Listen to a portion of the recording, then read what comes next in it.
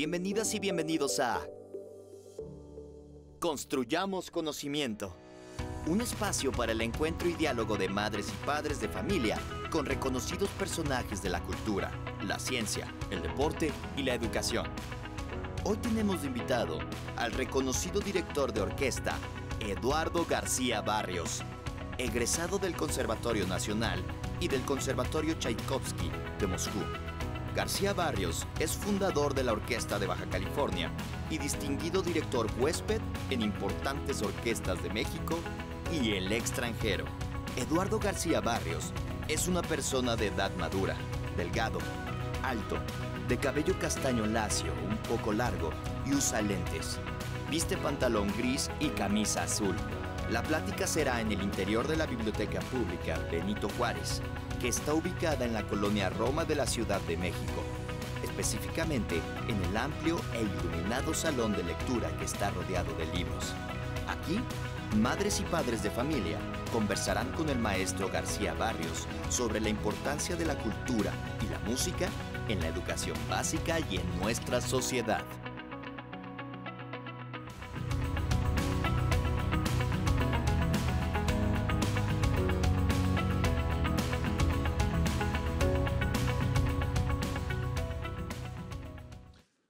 Muy buenos días, me quito esto guardando la sana distancia con ustedes. Es un placer para empezar a estar en esta biblioteca de Benito Juárez, que es un espacio bellísimo. Yo soy Eduardo García Barrios, soy músico, soy director de orquesta. Desde niño mi padre me exigió y me obligó a ir a conciertos de pianistas, de violinistas, de orquestas sinfónicas. Y de chamaco pues lo odiaba, porque qué aburrido era. Pero poco a poco esta costumbre me llevó a emocionarme y amar las salas de conciertos, las orquestas, los solistas. Y por ahí de los 15 años fui a un concierto de la Orquesta Sinfónica Nacional de lo que era la Unión Soviética. Y salió un director, recuerdo, de pelo blanco, y tocó una sinfonía de Tchaikovsky, la Sinfonía Manfredo de Tchaikovsky, y para mí fue una conmoción. Y esa noche dije, yo soy músico y quiero ser director de orquesta. Creo que es uno de los momentos más importantes de mi vida. Tuve además la dicha de estudiar después con una maestra rusa, la maestra Gela Dubrova, que en paz descanse, una gran maestra que hizo muchísimo por México. Fue mi maestra de viola. Años más tarde pude ir a Rusia a estudiar y mi maestro de dirección de orquesta fue ese director que me impresionó tanto a los 15 años, el maestro Dmitri Kitayenko. Y bueno, así es que comencé a formarme como músico, claro, primero aquí en el Conservatorio Nacional de Música con grandes y maravillosos maestros, y ya son 40 años de estar trabajando en la música. Y por otra parte, orgullosamente, ser un maestro comunitario y ser un servidor público. Y bueno, estoy aquí para contestar a sus preguntas, ¿sí? Y inquietudes, reflexiones, para servirles. Maestro, ¿cómo descubrimos en los estudiantes si tienen vocación artística? Solitos. Nosotros tenemos que descubrirlo. Ellos se revelan totalmente, ¿no? En su interés, en su entrega, ¿sí? A mí no me gusta usar la palabra talento, me gusta usar la palabra naturaleza artística, ¿sí? Que es una cosa. Yo hablé de mi padre, que fue mi primer maestro de piano, ¿sí? Como dice el dicho, él tenía un poco de músico, poeta y loco, aunque era médico. Y realmente yo reconozco que tenía una enorme capacidad creativa. Escribía poemas humorísticos simpatiquísimos, tocaba el piano, pero su vocación fue hacia la ciencia. ¿sí? O sea, él se hizo médico por convicción. Ahora, ¿qué pasa cuando hay esta naturaleza artística? Que igual que no todos la tienen. Todos tienen derecho a hacer música y a hacer arte. Todos. Como en alguna película se dijo, no todos pueden ser artistas, pero un artista puede salir de cualquier parte, ¿no? Entonces, eso es un momento. La vocación es el deseo, es un llamado. Es cuando la niña o el niño dice, yo quiero ser actor o actriz, yo quiero ser poeta, yo quiero ser escritora, yo quiero ser violinista. Y créanmelo, por experiencia propia de muchísimos colegas míos, es un llamado. Un día dices, ¡ah! Quiero. Y entonces es cuando todos, papás, mamás, tíos, tías, abuelos, tenemos que decir, adelante, y las instituciones tienen que decir, vamos a darte tu camino para que puedas realizarte como artista. Maestro, ¿cuál es su opinión respecto a la formación artística en las escuelas? En las escuelas tenemos una gran carencia todavía. Del ímpetu, el porcentaje de horas que se dedica en las escuelas de México a la educación artística sigue siendo muy bajo. A pesar de las investigaciones científicas muy serias sobre cómo el arte, la música, la pintura, la danza, el teatro, desarrollan, para empezar fisiológicamente, desarrollan todos los procesos cerebrales, la unión entre los hemisferios, el desarrollo del pensamiento abstracto, la sensibilidad. Lamentablemente, no contamos con el suficiente número de horas dedicados a la educación artística. Yo creo que es necesario un cambio de mente, de mentalidad, y reconocer que la educación artística y particularmente la educación musical va a formar seres humanos mucho más integrales, seres humanos mucho más sensibles. El arte transforma en ese sentido. Esta sensibilidad, este conocimiento que el arte da, que además está relacionado con el pensamiento científico, porque el arte, al final de cuentas, es la transformación de la materia, de los colores, del sonido, no necesariamente va a crear seres humanos mejores, pero sí más completos. Y ellos tendrán que saber qué hacer con ese conocimiento. Hay otras disciplinas, la ética, el civismo, que pueden complementar para crear conciencia. Pero sí debo decirlo, es un reto enorme totalmente el hacer de la educación artística y, en mi caso, la educación musical, un eje fundamental que se traduce en el número de horas, en el apoyo a maestros, en la creación de un gran contingente de maestras y maestros a nivel nacional que eduquen a nuestras niñas y niños y que utilicen el arte para su desarrollo integral. Maestro, por la experiencia musical que ha tenido en otros países, ¿qué hace falta adaptar en nuestras instituciones? Un programa profundo, intenso, que sitúe a la práctica musical, y yo creo profundamente en la práctica musical colectiva, en todas las escuelas del país. ¿Qué hace falta? Hace falta la creación de un gran claustro de maestras y maestros comprometidos con esta educación musical. ¿Qué hace falta? Hace falta hacer una curaduría, es decir, explorar qué canciones pueden servir, porque no es cualquier canción, qué canciones pueden servir para que las niñas, los niños tengan este contacto con la belleza, no solo la belleza del sonido, la belleza de la poesía, de una poesía que además los conecte con las grandes necesidades que el ser humano tiene. Y pongo un ejemplo, la conciencia ecológica, la conciencia de que es la nueva generación, sus hijas, sus hijos, los que van a tener que salvar al planeta. ¿Y cómo puede servir la música y la poesía para esto? creando amor hacia la naturaleza a través de la belleza de las canciones. Primero es el amor, la emoción hacia la naturaleza, y de ahí podemos llegar a decir, bueno, esto lo tenemos que salvar. ¿Y quiénes lo van a hacer? Ellas y ellos. Entonces la música sirve para eso. Cuando hablamos de la reivindicación profunda que tiene que haber sobre el mundo indígena, sobre nuestros antepasados, cantar en cantos, los cantos indígenas, me permite conocerlos. Además, una canción indígena con una maestra o un maestro que les muestre además los trajes, la geografía, las artesanías, la poesía, va creando la emoción en los niños. ¿Por qué?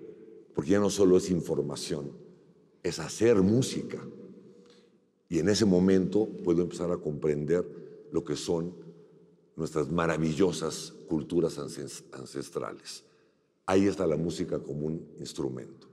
¿Qué necesitamos? Inversión en materiales, en partituras, en grabaciones, en imágenes, ¿sí? A través de la música podemos contactarnos con la historia. Si yo les cuento de Benito Juárez y lo cuento como una narrativa plana de algo que ocurrió hace 170 años, el niño no conecta.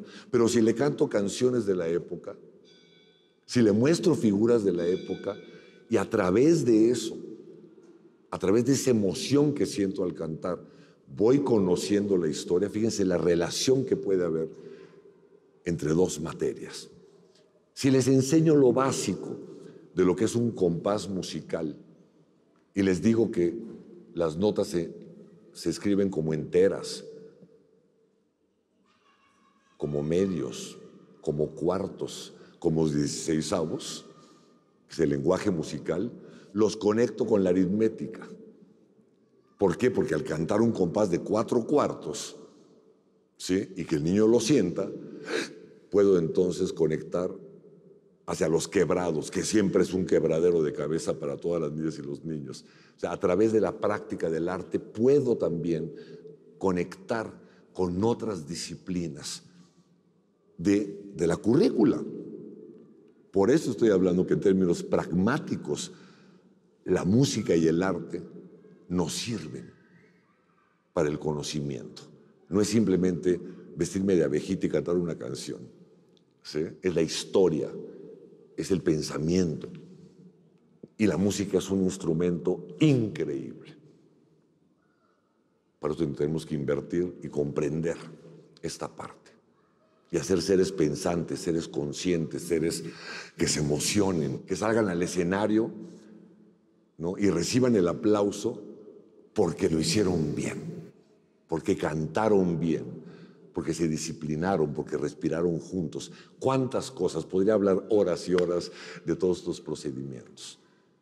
¿Qué trabajo habrá que realizar para rehabilitar a los estudiantes en las escuelas en materia artística? Es una inversión fuerte. Inversión financiera, inversión logística, inversión de pedagogos, pedagogas que vayan construyendo un modelo de educación artística permanente en todas las escuelas. ¿Cómo hacerlo? Es un debate, ¿sí? Yo, por ejemplo, considero que un niño de 12 años perfectamente puede cantar junto con uno de 7. O sea, el arte unifica, ¿no? Pero es una discusión. Hay quienes consideran, no puedo juntar a uno de primero de primaria con uno de sexto, por las razones psicopedagógicas, etc. Bueno, vamos a discutirlo. ¿Cómo hacemos? ¿Sí? Talleres de música, talleres de teatro, que si yo hago un coro en una orquesta, un coro en una escuela, ¿sí?, tengo 35 niñas y niños, van a montar Lunada de Cricri.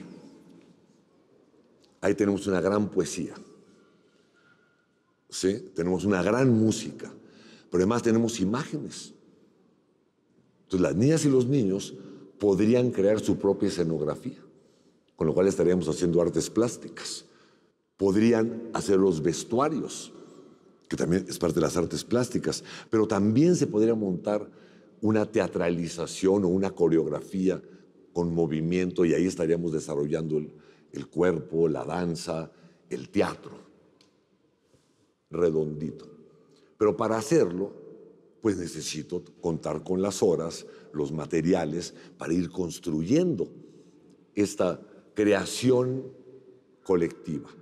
Y necesitamos que las maestras y los maestros sientan esa necesidad, que haya capacitación, ¿sí? Que haya cada vez más maestras y maestros involucrados en estos procesos, trabajando conjuntamente, trabajando en una reflexión colectiva, y las niñas y los niños sintiendo que estamos haciendo, nosotros estamos creando. Y para una niña y un niño sentirse creadores, sentirse artistas, sentirse intérpretes, ¡wow!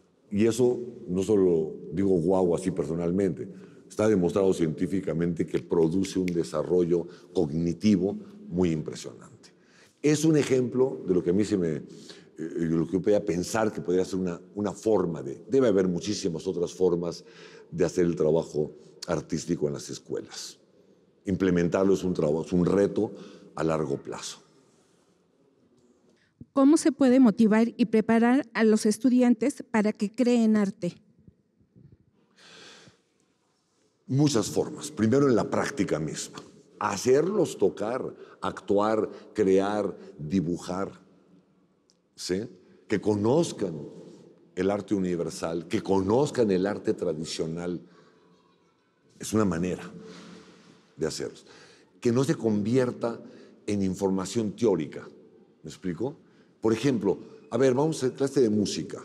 Entonces el examen dice, ¿qué día nació Beethoven y en qué año? ¿Qué importa, Dios mío, de mi vida? O sea, sí, lo que importa es que Beethoven sigue vivo. Lo seguimos oyendo y nos estremecemos. ¿Sí? Entonces debe ser rico, debe ser vivo, debe ser activo. ¿Qué mejor que crear? Todos pueden crear. Todos pueden cantar. Todos pueden tocar un instrumento. Todos pueden hacer un poema. Hay que estimularlos para que lo hagan. Y no importa qué palabras salgan. No importa que el violín no llegue a sonar como si fuera un gran solista. Hay que hacerlo con orden, eso sí, con metodología. Y la niña y el niño van descubriendo que es placentero. Unos más, otros menos. Pero descubren que es lindo hacerlo simplemente. Y sobre eso es que podemos construir esta sensibilidad. Es un trabajo colectivo, familias, instituciones, maestras, maestros, ¿sí? Pero tenemos que reconocer primero que es importante que lo hagan. Maestro, ¿cómo se miden los logros artísticos para un estudiante? Es muy complicado porque es muy subjetivo. Hay concursos, pero es un debate, porque la apreciación del arte es subjetiva. Decía el gran compositor húngaro Béla Bartók, los concursos son para caballos, porque ahí no hay problema. Ahí tienes que cruzar la línea, ¿sí? Los 100 metros, los 500 metros, lo que sea. Está muy claro, lo cronometras. ¿Cómo mides el alma?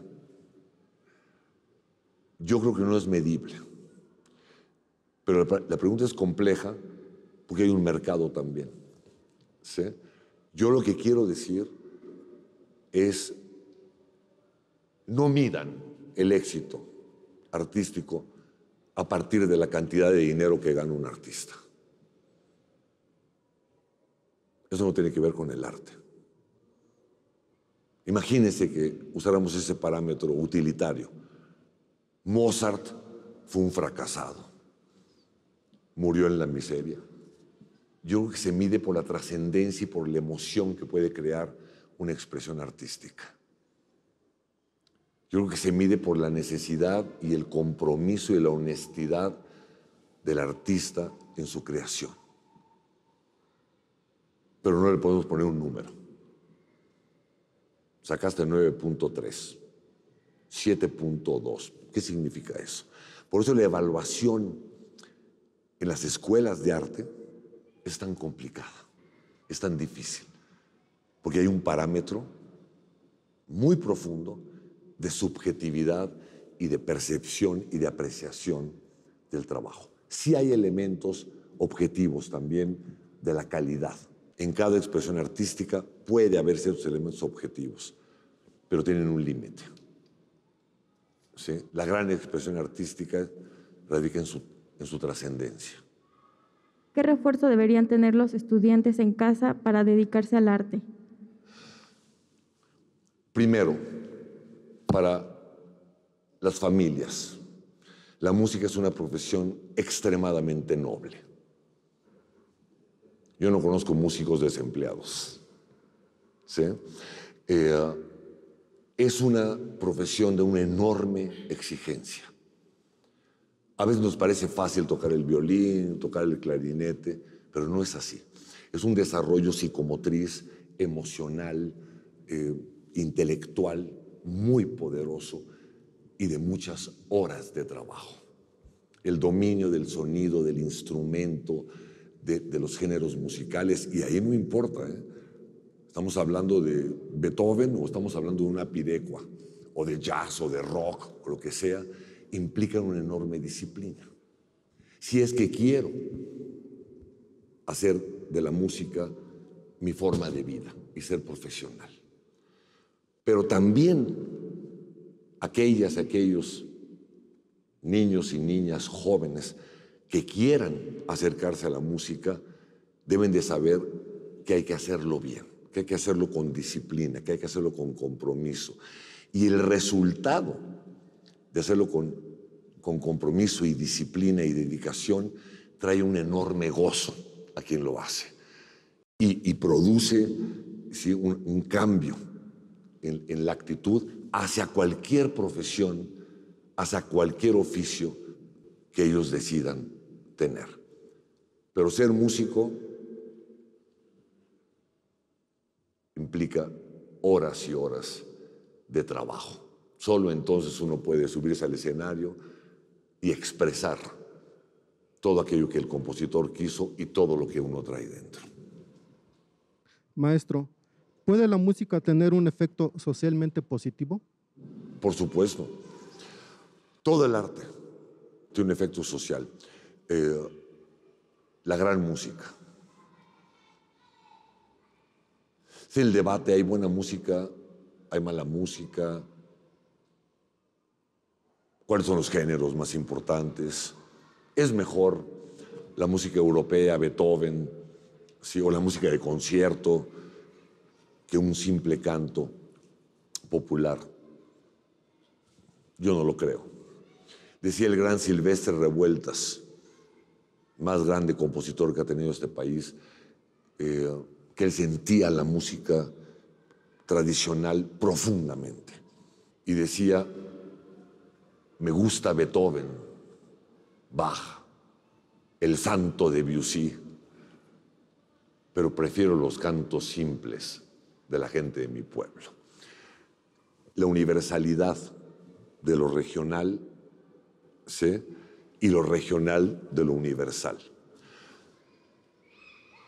En ese sentido, sí, el espíritu musical ayuda a la sociedad. La práctica musical colectiva transforma también. No la música en sí misma, sino la práctica. Una orquesta de 130 niñas y niños tocando juntos, respirando juntos, reconociendo que yo toco el violín, que se toca así, y allá está mi hermana que toca la flauta, que se toca así. Y hacemos lo mismo al mismo tiempo. Eso es profundamente transformador. Por eso no basta con escuchar la música, que es una necesidad. A ver, dígame, ¿hay alguien aquí que no oiga música? Pues no. Hasta todos cantamos en la ducha de vez en cuando o cocinando. O sea, es una necesidad fundamental del ser humano. Ahora, ¿hay música que hace daño? Sí, sí hay música que hace daño. Estoy convencido absolutamente. ¿Sí? Hay una cosa que se llama el movimiento alterado, que es lo que era la música tradicional del norte, que se fue tergiversando, se fue simplificando Y entonces le suben el volumen al máximo, casi al límite de lo que puede el ser humano soportar, distorsionan el sonido para crear un efecto así casi de violencia en la gente. Se llama el movimiento alterado. Eso me parece extremadamente dañino, extremadamente dañino. Son discusiones fuertes, por supuesto. Pero en el balance, en la historia y en el mundo, hay muchísima más música maravillosa, ¿sí?, que música mala. Que la música mala tenga más canales comerciales es otra cosa, pero siempre está la esperanza de que se sigue creando música increíble para orquestas, para coros, para ensambles tradicionales. Voy a poner muchísimos ejemplos. Y esto es la esperanza de la humanidad. Y claro que crea un efecto muy positivo en la sociedad. Quiero concluir nada más. No hay que tener temor del arte, de la música. Hay que acogerlo, hay que utilizarlo. Estamos hablando de expresiones que tienen cientos o miles de años. Somos seres humanos, somos una especie que de manera innata transformamos la realidad y la convertimos en belleza. Esto responde a una necesidad que no podemos negar. Y es un derecho humano ejercer el arte, la música, la poesía. Y como derecho humano, ¿sí?, debemos de construir las plataformas y las formas de que nuestras niñas, nuestros niños y también ustedes puedan hacerlo. Coros de padres de familia, imagínense nada más, en las escuelas, con todo el rigor, participando de esta actividad que es profundamente humana. El arte es la necesidad del ser humano de ordenar el mundo interno, el mundo de las emociones, convirtiéndolo en belleza. Y mi invitación es justamente a que sientan que cualquier niña o niño tiene adentro cosas que decir y que a través del arte las puede expresar. Y de una manera más profunda, de una manera más ordenada. El arte ordena también el pensamiento y ordena las emociones. Y creo que debemos de construir todos como comunidad, ¿sí?, el cuerpo docente, las maestras, los maestros, los directivos, las familias, ir construyendo justamente pues una sociedad más justa, más sensible, más científica, más artística. Y eso va a producir inevitablemente el otro bienestar. Solo a través de la conciencia podemos transformar el mundo y el arte es una forma de conciencia también. Así que les agradezco muchísimo y seguiremos trabajando en la educación. Muchísimas gracias y agradezco esta oportunidad de poder expresarme ante ustedes y responder a sus preguntas. Gracias. Gracias.